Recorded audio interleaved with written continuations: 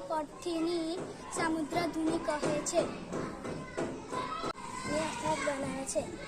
જ્યારે કે જળ વિસ્તાર ત્રણે બાજુથી ભૂમિથી ઘેરેલો હોય તેને અખાત કહે છે. ઉદાહરણ તરીકે ખંભાતનો અખાત અને કચ્છનો અખાત. મેં ઉપસાગર બનાવે છે. મહાસાગરના જળ ભાગોનો ઓસંગ ભાગ એટલે ઉપસાગર. બંગાળના ઉપસાગર શ્રેષ્ઠ ઉદાહરણ છે. સહયોગી ભૂમિનું બનાવે છે. સહયોગી ભૂમિના બે જળ વિસ્તારોએ અલગ કરતી સરખી ભૂમિપટ્ટીને